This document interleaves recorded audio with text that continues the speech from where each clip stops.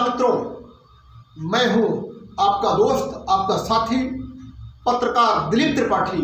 आपका स्वागत कर रहा हूं आपके YouTube चैनल लोकसभा टीवी पर। मित्रों, आज का वीडियो एक सूचना के साथ शुरू होगा और फिर एक विश्लेषण और विचारण के साथ समाप्त होगा और आपको छोड़ जाएगा एक विचार के साथ। तो वीडियो की शुरुआत की सूचना यह है कि पड़ोसी राज्य छत्तीसगढ़ में आरक्षण की व्यवस्था में कुछ बदलाव किया गया है। यह व्यवस्था वहां की भूपेश बघेल सरकार द्वारा राज्य विधानसभा में चली 5 घंटे लंबी बहस और उस बहस के उपरांत लिए गए सर्वसम्मत फैसले के बाद आई है।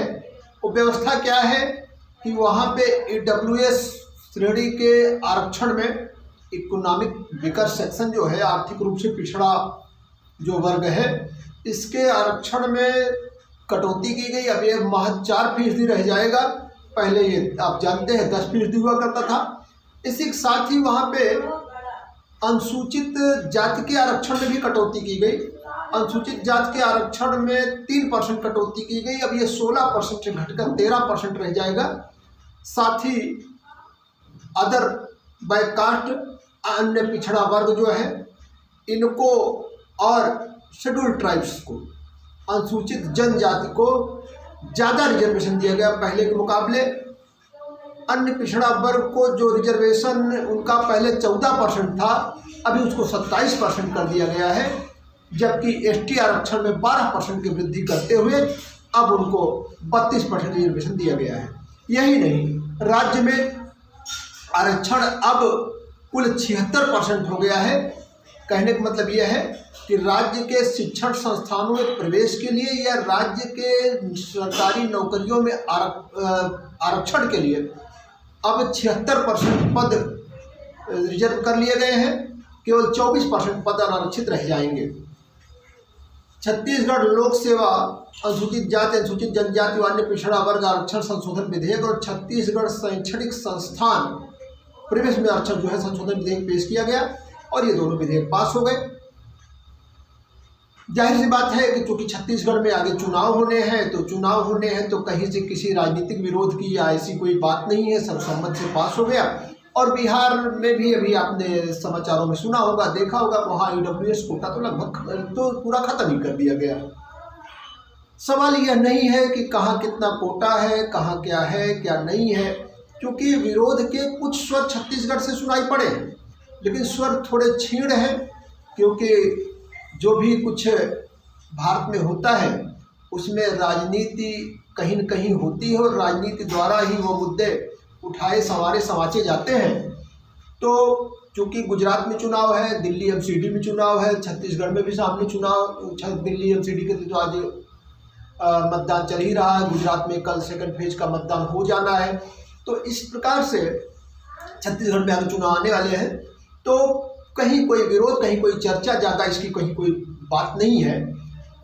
बात इक्का दुक्का स्थानों से आई, लेकिन इसी बहाने आरक्षण की जो बात है, आरक्षण भारत में या दुनिया के जिन भी देशों में है, उस पर एक चर्चा की छोटी सी शुरुआत हुई है।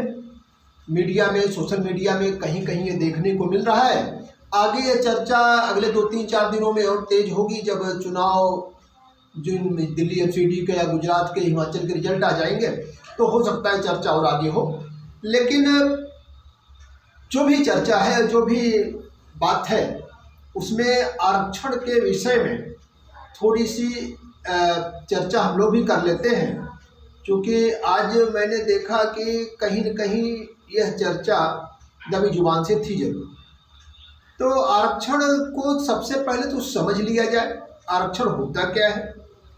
और जरूरी नहीं कि आरक्षण सिर्फ इन्हीं 2 जगहों पर, प्रवेश में या नौकरियों में। आरक्षण का मतलब ये होता है कि एक ऐसी व्यवस्था जिसमें किसी को भी सुचारू रूप से सर्वाइव करने के पर्याप्त अवसर, पर्याप्त मौके मिल जाएं, दे दिए जाएं। लेकिन वो कई जगह पे हो सकता है, आपने रेलवे में देखा है, आपने मेडिकल्स में देखा है, आपने तमाम जगह देखा है, आदमी अपनी सीट बुक करवा लेता है, अपनी व्यवस्था बना लेता है, होता है। लेकिन यह जो बात है, जिस तरीके से आरक्षण को लेकर के एक सामाजिक कहीं से थोड़ा सा मतभिन्नता की बात आती है, उस मतभिन्नता की चर्चा अगर हम करें तो उस पर निश्चित रूप से विचार की आवश्यकता है। और मतभेद या उसकी मतभिन्नता की चर्चा कर उसके पहले थोड़ी सी आरक्षण की ऐतिहासिक पृष्ठभूमि की चर्चा कर ले भारत में, कि भारत में आरक्षण की शुरुआत दरअसल कब से हुई। तो इसके लिए हमें बहुत पीछे जाना होगा और शुरुआत हम करेंगे तो 1882 में हंटर कमीशन आया। हंटर कमीशन ने उस समय के विख्यात समाज सुधारक महात्मा ज्योतिबा फूले के आह्वान पर, उनकी मांग पर नौकरियों में आनुपातिक आरक्षण अर्थात प्रतिनिधित्व की मांग की थी उन्होंने। और उन्होंने ही सबसे पहले सभी के लिए निःशुल्क एवं अनिवार्य शिक्षा की बात उठाई थी, जिसको भारत में लगभग 100 साल लग गए पूरे होने में। और इसके बाद फिर 100 साल से भी ज़्यादा लग गए और यह शुरुआत वहाँ से मानी जाती है। फिर इसका धीरे धीरे करके तमाम प्रकार के इसमें अपडेट्स आते रहे, इसमें विकास होते रहे या विभिन्न प्रकार से इसकी बातें चलती रही। 1891 में त्रावणकोर में सामंती रियासत हुआ करती थी। सार्वजनिक सेवा में योग्य मूल निवासियों की अनदेखी करके विदेशियों को भर्ती करने के खिलाफ प्रदर्शन हुए, आरक्षण की मांग की गई। 1901 में महाराष्ट्र के सामंती रियासत, सामंती शब्द से आप यह समझ लें कि आज की कोई लोकतांत्रिक व्यवस्था नहीं, राजे रजवाड़ों का या सामंतों का जो शासन हुआ करता था, उसमें कोल्हापुर में साहू जी महाराज ने आरक्षण की शुरुआत की। यह अधिसूचना भारत में दलित वर्गों के कल्याण के लिए आरक्षण उपलब्ध कराने वाली पहले सरकारी आदेश के रूप में जानी जाती है। 1908 में अंग्रेजों ने बहुत सारी जातियों और समुदायों को पक्ष में प्रशासन में जिनका थोड़ा बहुत हिस्सा था उनको हिस्सेदारी दी। ये सब चीज़ें हुई। लेकिन जो मुख्य रूप से स्वतंत्र भारत की बात अगर हम करें तो स्वतंत्र भारत की जो 1935 का भारत सरकार का अधिनियम है, जो बाद के संविधान में ज़्यादातर उसका प्रभाव देखने को मिला, वहाँ भी आरक्षण का प्रावधान था। 1942 में बाबा साहब B.R. अम्बेडकर ने अनुसूचित जातियों के उत्थान के लिए, उनकी उन्नति के लिए अखिल भारतीय दलित वर्ग महासंघ की स्थापना की और रिजर्वेशन मांगा। अब क्या जो भी बातें हैं इसको थोड़ा सा और आगे विस्तार दें तो 1946 में कैबिनेट मिशन में आनुपातिक प्रतिनिधित्व का प्रस्ताव दिया गया। जब 26 जनवरी 1950 को भारत का संविधान हमने अंगीकृत, अधिनियमित और आत्मार्पित किया तो उस टाइम पर सभी नागरिकों के लिए समान अवसर प्रदान करते हुए शैक्षिक, सामाजिक और अन्य प्रकार के समता समानता की बात की गई और उसी में आरक्षण दिया गया। आरक्षण की बात में कई सारे लोगों को, तमाम जो मत भिन्नता की बात शुरुआत में मैंने कही थी, उसमें ये लगता है कि भाई नहीं, लेकिन जब 1992 का सुप्रीम कोर्ट का जजमेंट आ गया है तो सारी बहस वहीं ख़त्म हो जाती है।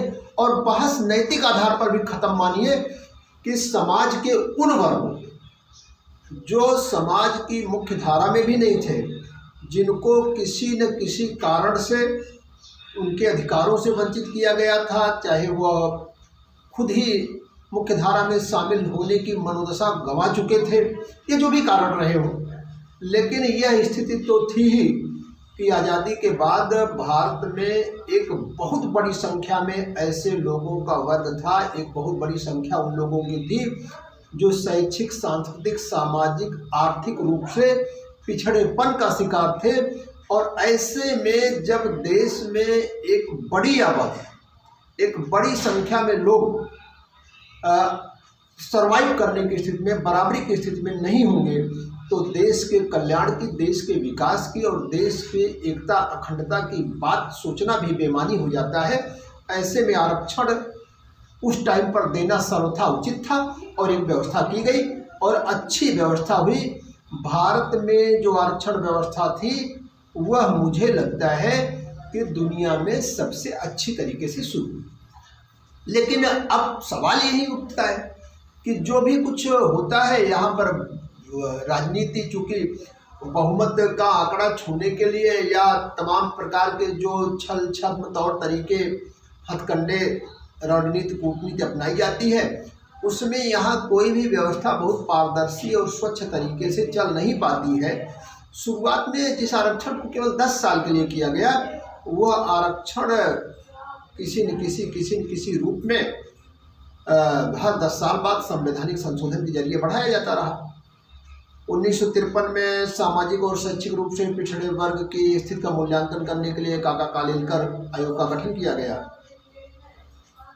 1979 में सामाजिक और शैक्षिक रूप से पिछड़े वर्गों की स्थापना के लिए मंडल आयोग, बिंदु प्रसाद मंडल जिसके अध्यक्ष थे, उनकी रिपोर्ट के आधार पर जो कुछ भी उनकी रिपोर्ट थी और जैसा उन्होंने काफ़ी लंबे अध्ययन के बाद लगभग 1257 समुदायों की पहचान की और 1980 में उन्होंने रिपोर्ट पेश की। तत्कालीन कोटा में बदलाव करते हुए 22% बढ़ाकर 49.5% करने की सिफारिश की और उस समय 2006 तक पिछड़ी जातियों की सूची में जातियों की संख्या 2297 तक पहुंच गई थी, जो मंडल आयोग द्वारा तैयार समुदाय सूची में 60% की वृद्धि है। अब 1990 में मंडल आयोग की सिफारिशें लागू हो गई। विश्वनाथ प्रताप सिंह सरकार थी, तमाम प्रकार के उस टाइम पर मंडल आयोग की सिफारिशों के विरोध में आंदोलन और सब कुछ क्या हुए, लेकिन सुप्रीम कोर्ट का जजमेंट आया और बात खत्म हो गई। आज तक वह व्यवस्था चली आ रही है। मूल प्रश्न यह है, जिस प्रश्न की चर्चा होनी चाहिए और जिस चर्चा के लिए वीडियो है, जो चर्चा गाहे बगाहे तो होती है लेकिन प्रमुख रूप से इस पर कभी चर्चा नहीं हो पाती कि क्या जिन लोगों के लिए आरक्षण की व्यवस्था की गई और जो व्यवस्था संविधान प्रवृत्त होने के बाद से आज तक अनवरत चल रही है, उस व्यवस्था का लाभ अपेक्षित रूप में, प्रत्याशित तौर पर उन वर्गों को मिल पाया, और अगर नहीं मिल पाया तो उसके कारण क्या थे। अगर उन कारणों की पहचान नहीं होगी, उस तरीके से रास्ते नहीं खोजे जाएंगे, तो यह तो फिर अनंत काल तक चलने वाली प्रक्रिया हो जाएगी और उससे फायदा भी क्या होगा। निश्चित रूप से समाज के उन वर्गों से जो आरक्षित श्रेणी में है, उनकी तरफ से भी आवाज आनी चाहिए और उन वर्गों की तरफ से जो आरक्षित श्रेणी में नहीं है, उनकी तरफ से भी ये चर्चा आनी चाहिए, बात आनी चाहिए कि वह रास्ते खोजे जाए कि किस तरीके से तेजी से इस लक्ष्य को हासिल किया जाए। समाज में बराबरी आए, समता, समानता, बंधुत्व का भाव विकसित हो, यह करना पड़ेगा। राजनीतिज्ञों से आशा इसलिए नहीं की जा सकती कि राजनीतिज्ञ तो किसी भी तरीके से उन मुद्दों को जीवित रखना चाहते हैं जिनके माध्यम से उनके वोट बैंक का निर्माण होता है। अदरवाइज क्या कारण था कि जिन वर्गों को 70 साल से आरक्षण मिला हुआ है, उनमें निचले स्तर पर जो गांव के लेवल पे है, जो रूट लेवल पे लोग रह रहे हैं, जो किसान, मजदूर और छोटे व्यवसायी, अब तो व्यवसायी हो गए, छोटे लोग हैं, छोटे लोग से तात्पर्य छोटी आय वर्ग के लोग हैं, वहां तक इसका लाभ क्यों नहीं पहुंच रहा है। तो क्या इसमें यह जिम्मेदारी नहीं बनती है कि राजनीतिज्ञ, चूंकि ऐसा तो कुछ करेंगे नहीं, उनको तो मुद्दों को जीवित रखने और उसके माध्यम से वोट बैंक मजबूत करने, भावनात्मक दोहन करने में महारत हासिल हो गई है। लेकिन जो भी अन्य व्यवस्थाएं हैं, जैसे इन वर्गों में से जो आरक्षित वर्ग हैं, इनमें से संपन्न वर्गों की पहचान करके और उनको किसी न किसी तरीके से आरक्षण से वंचित करके उन्हीं वर्गों के गरीबों तक आरक्षण का लाभ पहुंचाने की व्यवस्था होनी चाहिए, सोच बननी चाहिए। अदरवाइज यहीं ऊपर बैठे लोग मलाई चाटते रहेंगे और नीचे वो बात बननी नहीं है। तो कहीं न कहीं यह जिम्मेदारी और जवाबदेही है कि सारे लोग इस बात का रास्ता खोजें कि अभी आने वाले समय में 10 साल 20 साल जो भी आप तय कर लें, लेकिन इन 10-20 सालों में इन वर्गों के उत्थान के पुख्ता प्रबंध किए जाने चाहिए ताकि समाज से गैर बराबरी मिटाई जा सके। बाकी तब तक जब तक ये नहीं हो पा रहा है तब तक तो भाई इसको रखना ही है।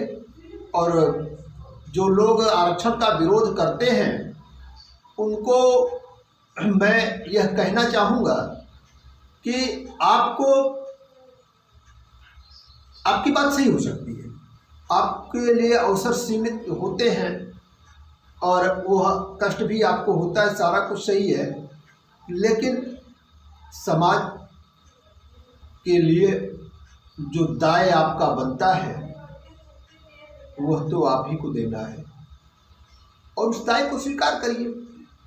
लेकिन दोनों लोगों, जो समर्थक हैं, जो विरोधी हैं, जो लाभान्वित होते हैं, जो नहीं होते हैं, दोनों को यह रास्ता खोजना होगा कि किस प्रकार से इसके लाभ के द्वारा इससे फायदा उठा करके समाज के वे लोग भी मुख्यधारा में आ सके। बाकी जैसे चल रहा है, अन्य प्रकार तो आरक्षण के हैं, अन्य प्रकारों से किसी कोई दिक्कत भी नहीं है। अन्य प्रकार जिस तरीके से आप सुन रहे हैं, समझ रहे हैं, झेल रहे हैं, उस प्रकार से इसको भी झेलिए, तो कोई बड़ी बात नहीं है। अन्य प्रकारों जैसे आप देख रहे हैं, प्रबंधन का कोटा है, लिंग आधारित आरक्षण व्यवस्था है। मुझे याद आता है कि कई जगहों पे महिलाओं को आरक्षण है। अभी उत्तर प्रदेश में बेसिक शिक्षा में कई भर्तियों में 50% तक रिजर्वेशन दे दिया गया था। धर्म आधारित आरक्षण है, हालांकि धर्म आधारित आरक्षण की जो व्यवस्था है वह बहुत ज़्यादा नहीं है, कुछ राज्यों में है। और जैसे तमिलनाडु सरकार ने मुसलमानों के लिए और ईसाइयों के लिए 3.5% सीटें आरक्षित की हैं। ओबीसी आरक्षण को वहाँ 30% से 23% कर दिया गया क्योंकि मुसलमानों और ईसाइयों को इसमें से माइनस किया गया। केंद्र सरकार ने अनेक मुसलमान समुदायों को पिछड़े मुसलमानों के रूप में सूचीबद्ध कर रखा है।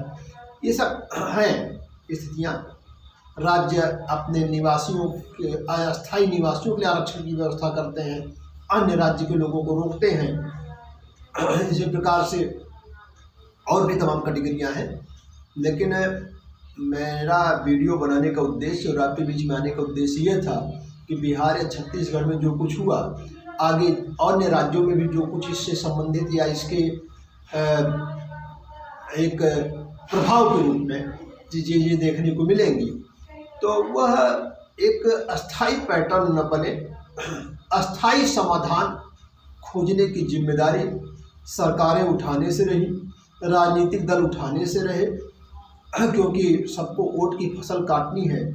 लेकिन देश समाज को बनाए बचाए अक्षुण्ण रखने के लिए और इसको उसी एकता अखंडता के साथ आगे ले जाने के लिए सबको मिलजुल करके उन रास्तों को खोजना होगा जहां समता, समानता, बंधुत्व का सपना सिर्फ सपना न रह जाए, वह एक ठोस आकार ले और समाज की ये मुट्ठी एकदम मजबूती से बंधी रहे। यह सबको इसकी व्यवस्था करनी है। इसी के साथ अब अपनी बात समाप्त कर रहा हूँ। जय हिंद।